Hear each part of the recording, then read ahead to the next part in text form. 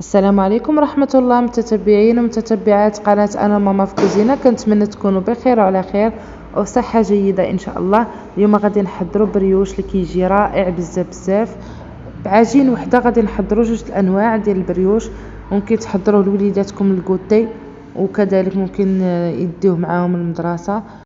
كيجي رائع بزاف وزوين خفيف وقطني. تبعوا معايا الفيديو للاخر. غادي نبداو على بركه الله بالمقادير ومن بعد الطريقه ديال التحضير. ما تنساونيش من لايك وخليو لي الراي ديالكم في التعاليق اسفل الفيديو.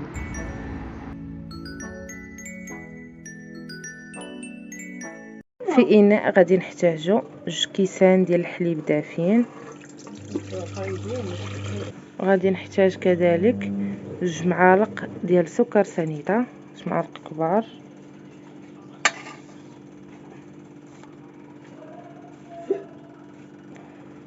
ومعلقه كبيره ونصف ديال خميره الخبز ونصف.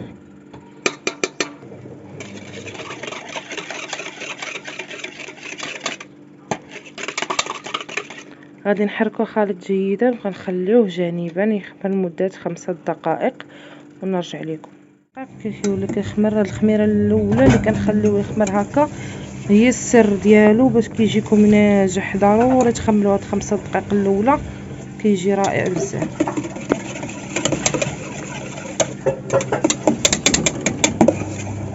صافي دابا غنضيفوا المكونات الاخرين. عندي هنا بيض البيض وهنا الصفر. غادي نستعمل دابا غير البيض البيض، والصفر ديال البيض غادي نخليه حتى ندهن به البريوش من الفوق. غادي نضيفوا بيض البيض وغادي نضيفوا فانيلا، سكر فانيلا،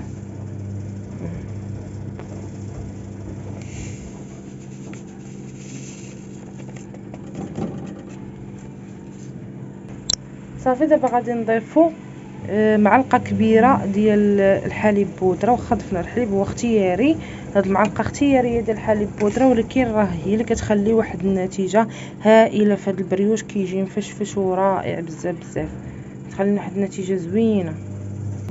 وغادي نضيفوا الملح، تقريبا نص معلقه صغيره الملح، ونحرك.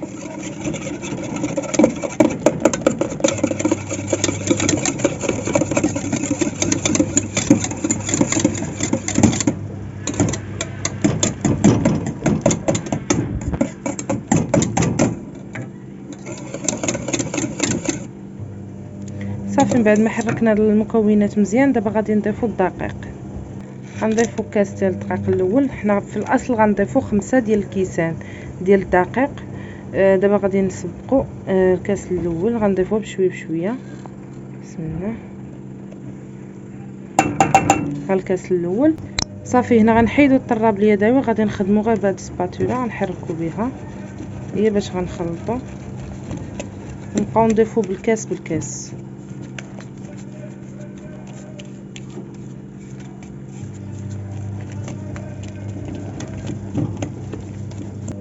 نضيفوا الكاس الثاني وغادي نحركوا حتى هي مزيان. بقاو الكاس اللي ضفناه نحركوه.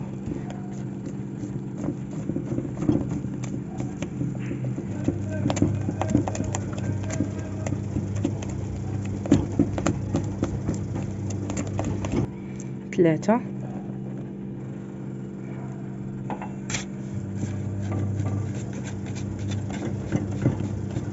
كندخلو بالكاس بشويه.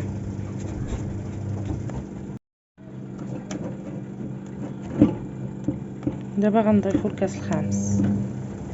عفوا هذا الرابع، انا نسيت قلت لكم الخامس راه هو الاخير. المهم هذا الرابع. نحرك جيدا. صافي هذا هو الشكل بحال هكا في الكاس الرابع. دابا غنضيفو الكاس الخامس اللي هو الاخير، وثاني على حساب كل دقيق والنوعيه ديالو. ممكن انكم تنقصوا، ممكن انكم تضيفوا، المهم على حساب النوعيه ديال الدقيق. انا اللي حسبت على حساب الدقيق اللي كندير انا 5 الكيسان اللي موالفه كندير فيه. صافي ندخل هذا الكاس الخامس حتى هو مزيان. ممكن انكم تجمعوا بيديكم. دابا في الاخر ملي كتبدا تقصح العجين صافي كتبداو تجمعوها باليد. صافي من بعد ما جمعتها راه نضفت مازال شويه ديال الدقيق كيف قلت لكم على حسب النوعيه ديال الدقيق. 5 وتقريبا 5.5، زدت نص كاس مازال حتى جمعتها بحال هكا. دابا غادي ندلكوها، غادي نبداو ندلكو دابا في العجين، ندلكوها مزيان مزيان. غتكون كتلصق شويه، خاصها تكون خفيفه، داكشي علاش انا درت شويه ديال الدقيق في سطح العمل باش ما تبقاش تلصق بزاف، غير شويه صافي، ما تكثروش الدقيق.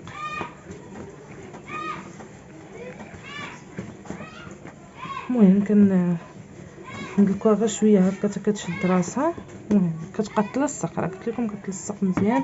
غادي نضيف ليها معلقه كبيره ديال الزبده تكون عامره بحال هكا، وكندخلها فيها، كنحاول ندخل ديك الزبده كلها مزيان.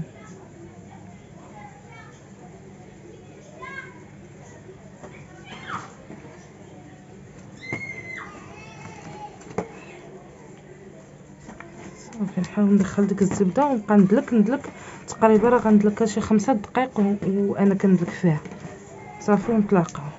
ملي كتدخلوا فيها الزبده مزيان بهذا الشكل راه ما كتبقاش تلصق لكم بزاف كما الاول، كيولي داك التلصيق اللي دغيا كيتحيد من الايد، ماشي بزاف هانتوما، وكتبدا طاوع فيكم وكتولي العجينه زوينه. صافي كتكملوا 10 دقائق 5 دقائق ولا 10 ديال الدلك، كدلكوها مزيان. المهم خاصها هي تبقى خفيفه بحال هكا، هانتوما خاصها تبقى خفيفه العجين. صافي وغادي دابا نديروها في الاناء باش تخمر. صافي من بعد ما دلكتها مزيان دابا غادي نديرها نرجعها للاناء اللي غتخمر فيه. صافي نغطيها دابا بابي سيلوفان حتى يضاعف الحجم ديالها ونرجع لكم ان شاء الله. كنغطيها كامله بابي سيلوفان كيف كتشوفوا بهذا الشكل، كلها من الجناب ما يدخلش ليها الهواء باش تخمر لينا مزيان على خاطرها. خليها في مكان دافئ حتى كيتضاعف الحجم ديالها بهذا الشكل هذا. من بعد ما خمرات مزيان كناخذ اللاطه كندير لها بابي سيلوفان بهذا الشكل، القطر ديالها 20 على 10 تقريبا بحال هكاك. وانتم تاخذوا اللي بغيتو. عندي هنايا الشوكولات مقطع حبيبات صغار، يا اما الشوكولات حبيبات ولا مقطع، وكتاخذوا اما زرعه الكتان ولا الزنجلان ولا البافو اللي حبيتو باش تزوقوا من الفوق. عندي شويه الزيت باش غندهن بيدي باش ما تلصقش ليا العجين، وكنخوي العجين من الهواء كامل اللي فيها، وكنبدا ناخذ قريصات هكذا صغيورين. من الاحسن نصغروهم حيت هي باش ما خمرات كيطلعوا وكيضاعف الحجم ديالها بزاف. الصراحه كتجي كبيره الا درتو الكويرات كبار، ديروهم صغيورين يلا غيجيو هما هادوك وكيجيو فنين. كتعمروهم بالشوكولاته هكذا من الداخل، وكتعاودوا تلول بهم وتجمعوهم مزيان، وكتحطوا وحده حدا الاخرى، وكتكملوا بنفس الطريقه حتى كتعمروا اللاطه كامله. نعاود معكم هنا الطريقه مره اخرى كيف كتشوفوا. كتحاولوا تقادوها مزيان مزيان، ما تبقاش تبان العجينه بحال ما مدلوكاش. المهم كتقادوا بحال هكا وتحطوا وحده على الاخرى حتى كتستمروا تعمروا اللاطه كامله. انا درت هاد اللاطه ديال اينوكس، وعاود درت لاطه اخرى اللي هي ديال الزاج. انا درت جوج، غير ما صورتش معكم المقادير مدوبلين، ما بغيتش نبقى نطول الفيديو. المهم انا درت جوج لاطات، درت هذه ودرت واحده اخرى ديال الزاج بجوجهم. تبعوا معايا الفيديو للاخر باش تشوفوا الشكل النهائي ديالها، راه كتجي رائعه بزاف بزاف. تنفعكم للكوتي لوليداتكم هكذا المدرسه، كتجي فنه. ممكن انك تاخديها في يدك هكا الا كنتي غادا عند الناس، حتى هي كتجي راقيه وكتحمر الوجه. كيف كتشوفوا هذه ديال الزاج غير دهنتها صافي، ما درتش ليها البابي سولوفان حيت ما كتلصق ما والو. صافي من بعد ما ستفتهم هكذا مزيان، شاط ليا واحد شويه ديال العجين غنديرهم في هذه حتى هما كيجيو فنين. اللي بغى يديرهم فرديين هذا اقتراح حتى هو. دابا نوريكم الشكل النهائي ديالهم كيف كيجيو فنين بزاف بزاف هكذا فرديين صغيورين، حتى هما كيجيو رائعين. اللي بغى يديرهم في الدار هكا، ولا بغيتو ديروا وحده كبيره راه انا وريتكم الشكل ديالها. المهم غناخذ داك الشوكولاط المقطع اللي شاط ليا كدرتو كنديرو في دوك تقيبات الجوانب ما بين كل قرصه وقرصه، كندير دوك الشوكولاط تما كيجي زوين بزاف من بعد ما كيذوب في الفران. وكندهن بالصفر ديال البيضه اللي خليت كيف شفتوا في اول الفيديو. ومن بعد صافي ندير ليها هذيك زرعه الكتان ولا الزنجلان ولا البافو كيف قلت لكم اللي بغيتو، باش ما بغيتو تزينوها من الفوق. انا متوفره عندي زرعه الكتان هي اللي درت كتجي مزيانه. هنا الشكل الثاني ديال البريوش كنديرو هنايا كنلولبيو العجين من بعد ما كتخمر مزيان وكنخرجوا منها الهواء، كنلولبيوها قريصات هكذا شويه بحال ديال البطبوط تقريبا. صافي من بعد ما كنكملهم كاملين كنقرصهم، من بعد ما كنلول بيهم كاملين نحطهم ما كنخليهم لا يخمروا لا حتى شي حاجه، حيت اصلا خمرات العجينه بزاف من الاول.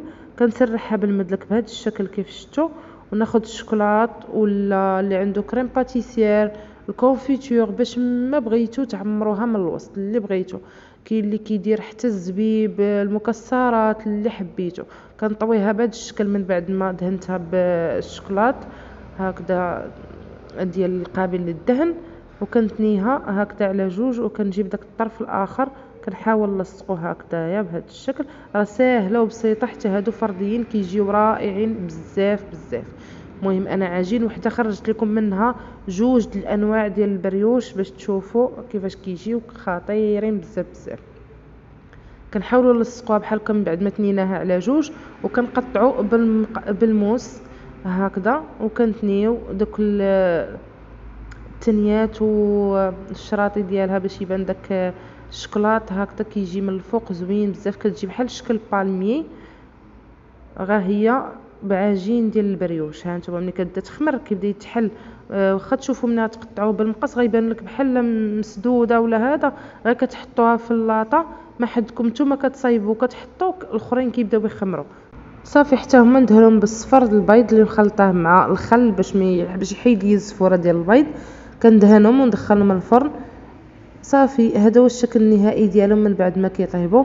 راه كيجيو رائعين بزاف بزاف، ما تشبعوش منهم وغيعجبوا حتى وليداتكم، حتى هما غيعجبوهم بزاف بزاف، ولا ضيوفكم كيعجبوا الكبار والصغار كيجيو رائعين. ها هي وحده جربتها هنايا بالكونفيتور وهادو بالشكلاط. هانتوما كيف كتشوفوا راه كيجيو مفشفشين وخاويين وهشاشين باقي سخونه، ولكن حيت كنت زربانه باش نصورها داكشي علاش كيجيو هكا محلولين من الداخل وكيجيو رائعين. كنتمنى انكم تجربوهم. هذا الشكل الاول اللي جربت معكم ديال البريوش اللي على شكل شهده، حتى هو كيجي زوين بزاف بزاف. هي باش ما خليتوها تخمر، ملي كديروها الكويرات وتحطوها هكذا في ديك اللاطه كتستفوها صافي وتخليوها تخمر، باش ما بقات تخمر كتطلع الفوق كتجي زوينه بزاف. هاد الشهده ما طيبوهاش ديك الساعه حتى كتعاود تخمر. كيف كتشوفوا الشكل ديالها بحال البونج من الوسط. هذه هي ديك الوريده الصغيره الفرديه اللي قلت لكم كتجي رائعه حتى هي. كنتمنى نكون على حسن الظن ديالكم. ما تنساونيش من لايك، ونتلاقاو في فيديو جديد ووصفه جديده ان شاء الله. والسلام عليكم ورحمه الله تعالى وبركاته.